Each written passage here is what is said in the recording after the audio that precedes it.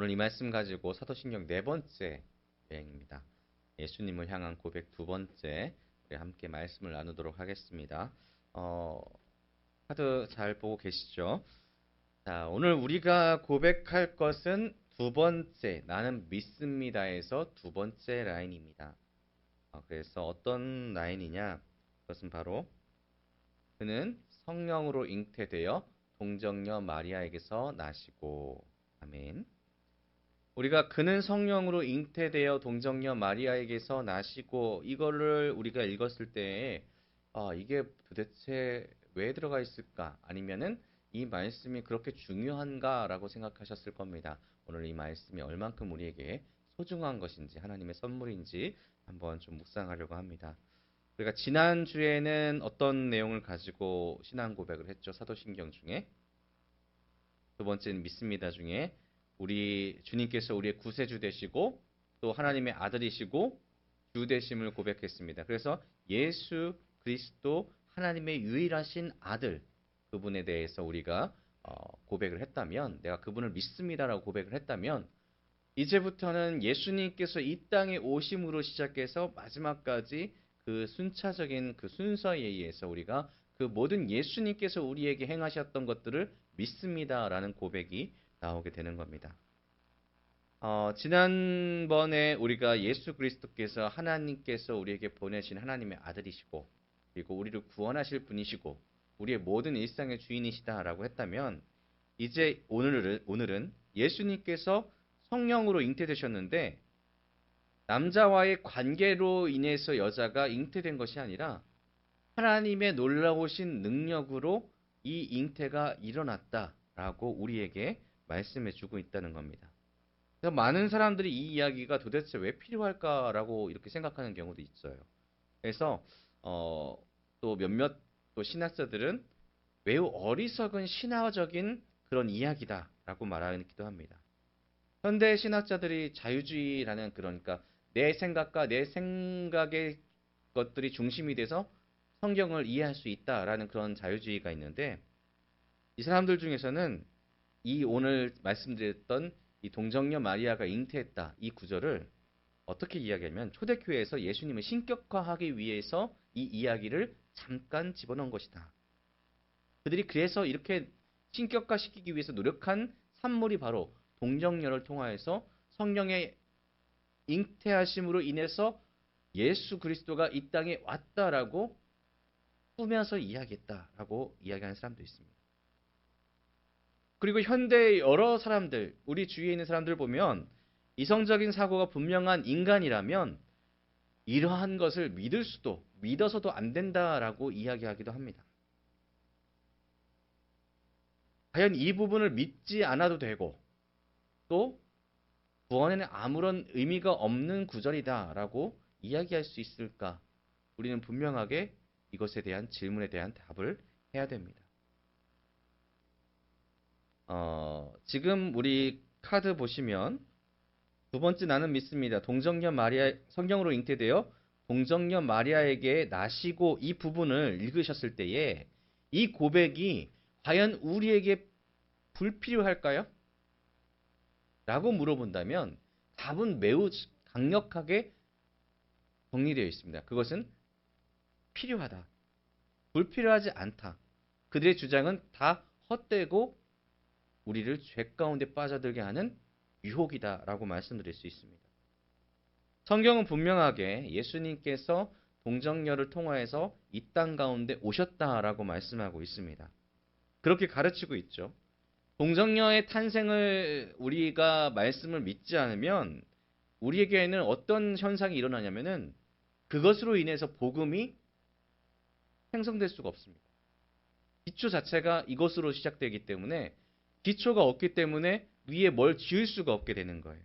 그럼 당연히 복음이 없으면 무엇이 이루어지지 않을까요? 구원도 이루어질 수 없다는 겁니다. 왜냐하면 동정녀 마리아를 통하여서 예수님께 오셨다라는 이 사실이 우리에게 믿어지지 않으면 성경이 증언하는 구세주로서 인식이 매치가 안 되는 겁니다. 성경에서는 분명하게 남자를 통하여서 예수님이 오신다, 구세주가 오신다라는 그 구절이 아니라 남자를 통하지 않는 여자를 통하여 우리에게 구세주로 오게 하신다라는 하나님의 말씀이 있거든요. 그러니까 이 앞에 있던 그 말씀과 지금 말씀은 서로 1대1로 매칭이 되어 있다는 것입니다. 그러니까 짝짓기가 아니라 분명하게 하나님께서 예언하신 것이 실현된 것이다. 그러니 우리는 하나님의 신실하심을 믿는다면 예수 그리스도께서 동정녀를 통하여서 오신 것을 믿어야 된다라고 말씀드리는 것입니다. 우리가 예수님에 대해서 이 말들을 얘기할 때에 예수님의 탄생을 신화라든지 아니면 설화라고 이야기하는 사람도 있습니다. 그렇지만 분명하게 말씀해서 이것은 실제로 일어난 사실이다라고 말씀을 하고 있죠. 그래서 동정녀에게 태어나심을 믿어야 되는 이유는 여러 가지 교리를 뒷받침하는 그 기초이기 때문에 우리가 믿어야 된다라고 이야기하는데 우리가 이것을 잘 생각해 보셔야 됩니다. 오늘 굉장히 중요합니다. 어떤 거냐면 만일 예수님께서 이렇게 질문해 보십시오. 남자와 여자의 성적인 교제를 통하여서 이 땅에 왔다. 그러면 어떤 문제가 생길까 한번 고민해 보셨으면 좋겠어요. 그렇게 되면 어떻게 되는가? 만일 예수님께서 성령으로 잉태되지 않고 요셉을 통하여서 잉태됐다라고 한다면 어떤 문제가 생길까요? 그것은 예수님의 거룩함을 잃어버리게 된다는 겁니다. 그렇게 태어난 존재는 하나님이라고 불려질 수가 없게 된다는 거죠. 왜냐하면 조금 더 쉽게 얘기하자면 이겁니다. 예수님께서 화목제물이 되시려면 그 어떤 죄도 없어야 되겠죠. 우리의 모든 죄를 깨끗게 하시려고 하나님이 보내실 화목제물은 그 어떤 티끌만한 더러움도 없어야 됩니다. 그런데 한 번 더 여쭤보자면 구약은 죄에서 자유할까요? 라고 물어본다면 아담에게서 온 죄가 해결이 되지 않았던 상황입니다. 그러니까 지금 요셉이라는 사람이라든지 성경에 나오는 모든 여자들은 죄에서 자유할 수가 없었습니다. 그렇기 때문에 죄인에게는 예수님의 완전한 신성이 필요했다는 겁니다. 하나님이 필요했다는 거죠. 정결하신 하나님, 완전하신 하나님이 필요했다는 겁니다. 그래서 그 하나님이 오시기 위해서는 남자와 여자의 정을 통해서 태어난 것이 아니라 오직 하나님의 능력으로 태어났어야 된다는 거죠. 그래서 완전한 신성이 필요하고 그리고 그분이 왔을 때에 그냥 유령처럼 막 이렇게 헛개비처럼 돌아다녔다. 이게 아니라 그냥 상징적으로 이 땅에 오셨다. 이것이 아니라 완전한 인간으로 오셨어야 된다는 것입니다. 그래서 이것을 한 문장으로 얘기한다면 예수님께서 성령님으로 인하여 동정녀에게 태어나지 않았다면 예수님께서 우리에게 주어진 원죄의 저주를 끊을 구원자가 아니게 되고 죄인을 구원할 이가 되는 복음이 성립될 수 없기에 우리가 믿고 있는 이 동정녀 마리아를 통하여서 성령님께서 잉태하게 하신 이 역사는 우리가 반드시 고백하고 믿어야 되는 우리 신앙의 아주 중요한 말씀이라는 것입니다. 그래서 간혹가다 이렇게 이해할 수 있습니다. 이 정도는 그냥 좀 넘어가도 되지 않아? 이거 불필요한 거 아니야?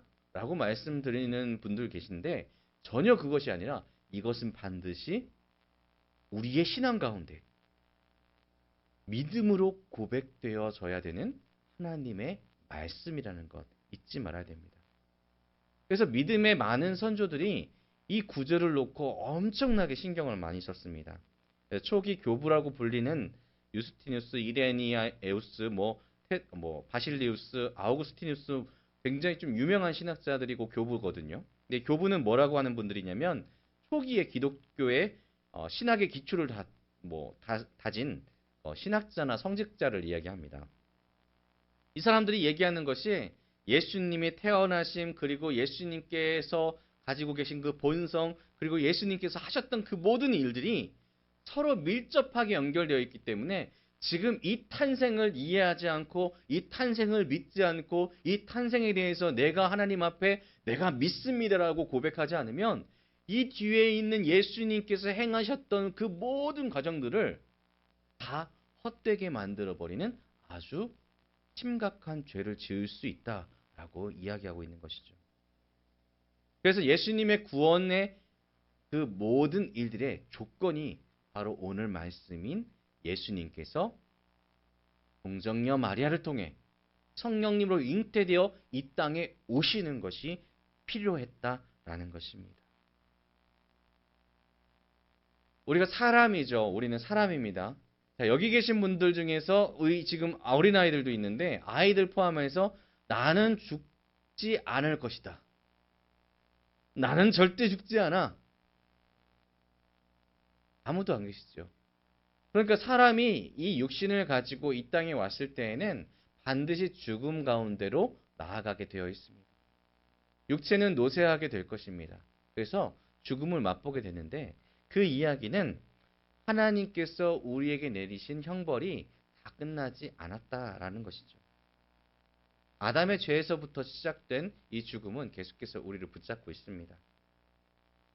그렇다면 스스로 우리가 죽음을 거부할 수 있냐라는 질문에 우리는 거부할 수도 해결할 수도 없는 존재로 우리가 태어났다는 겁니다. 우리가 엄마 뱃속에서 응애하고 태어났을 때에 우리는 스스로 죽음을 이길 어떠한 능력도 가지지 못했다는 거죠. 그래서 우리가 죽음을 이길 수 있는 유일한 방법은 죽음을 허락하신 하나님께서 그 죽음을 해결해 주셨을 때에만 가능하다라는 것입니다. 그러니까 누구만 가능하다고요? 하나님만 가능하시기 때문에 하나님께서 스스로 이 땅 가운데 내려오실 수밖에 없었다는 겁니다. 완전한 하나님으로 완전한 인간으로 오셨어야 된다는 것이죠. 이와 같은 탄생은 예수님의 십자가에 달리시는 것까지 쭉 이어지게 되고 또 그 넘어서 부활까지 이어지게 됩니다. 자, 그런데 우리 성도님들께 한번 여쭤보겠습니다. 우리 성도님들 모두가 예수님께서 완전한 하나님으로 완전한 인간으로 이 땅에 오셨습니다. 이게 상식적이라고 생각하신가요? 그렇죠? 우리가 일상적으로 표현하는 상식이다, 아니면 합리적이다, 아니면은 이게 합당하다라고 얘기하는 것은 어쩌면 우리가 어느 순간부터는 세상이 말하는 기준 가운데 이게 합리적이야, 세상이 말하는 기준 가운데 이게 정답이야, 세상이 말하는 기준 가운데 이게 상식이야 라고 얘기하는 경우가 매우 많다는 겁니다. 그래서 지금 우리가 살아가는 이 세상에서는 기적이라는 것을 믿지 않으려고 하는 그런 사람들이 대부분입니다. 기적이 합리적이 아니야. 우리는 인간이 얼마나 발전했는데 이제 이성적으로 판단할 수 있고 이 세상의 구성들을 다 이해하려고 하면은 노력하면은 다 이룰 수 있어라고 얘기하는 게 지금 이 세상에서 우리에게 설득하고 있는 합리적인 사고고 설득하고 있는 이성적인 사고라고 얘기하고 설득하고 있는 상식이라고 이야기합니다. 그런데 세상에서 진리라고 얘기하고 상식이라고 이야기하고 합리적이라고 이야기하는 것은 잘 생각해 보셔야 됩니다. 방금 제가 이야기하는 동안 어떤 단어들을 썼죠? 상식, 합의, 합리적. 이것은 사단의 유혹이 될 수 있다는 겁니다. 무슨 이야기냐면 언뜻 보면 마땅하고 어뜻 보면 당연하고 어뜻 보면은 이것이 진짜인 것 같은 이것이 사실상 우리의 신앙을 흔들게 만드는 아주 심각한 사단의 술수가 된다는 것입니다. 방금 전에 제가 질문드렸죠. 예수님께서 이 땅에 오셨을 때에 성령님의 능력으로 완전한 하나님으로 완전한 인간으로 오셨습니다. 이거 상식적인가요? 물어봤을 때에 상식적이진 않은데 라고 생각하셨을 겁니다. 그런데 하나님의 기준으로 다시 한번 보십시오. 상식적일까요? 아닐까요? 하나님의 기준으로 보면 하나님을 어떤 분이라고 말씀드렸죠? 하나님은 모든 것을 하실 수 있다 없다? 있다. 그렇다면 하나님의 기준으로는 예수님께서 이 땅 가운데 하나님의 진정한 하나님으로 진정한 인간으로 올 수 있다? 없다? 있다가 되는 겁니다. 그러니까 우리의 심령이 우리의 기준이 하나님으로 기준이 세워지면 이 성경에서 이 말씀하시는 것들이 정말 감동으로 은혜로 믿음으로 쫙 하고 다가오게 되는 겁니다. 그런데 아까 말씀드린 것처럼 사단이 유혹하는 대로 세상의 상식과 세상의 합리와 세상의 기준으로 이 성경을 바라보면은 어떻게 되는 거야? 이게 될 수 있어? 이거는 그때 그냥 좀 어떻게 좀 무슨 상황 때문에 이렇게 표현한 거 아닐까? 이렇게 의심이 시작된다는 것이죠.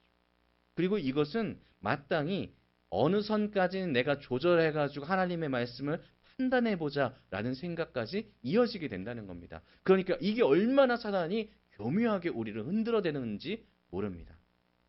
언뜻 보면 이렇게 하는 것이 당연해 보일 수도 있지만 하나님의 기준으로 다시 보십시오. 그러면 예수님께서 이 땅에 하나님께서 보내신 이로서 하나님으로서 성자 하나님께서 이 땅에 오신 것은 하나님의 사랑으로 할 수 있고 당연한 것이 됩니다. 그리고 하나님께서 우리 인간의 몸으로 오셨다는 것 또한 하나님의 입장에서 보면 모든 것을 하실 수 있는 분이시기에 당연히 하실 수 있는 것입니다. 아멘? 아멘이신가요?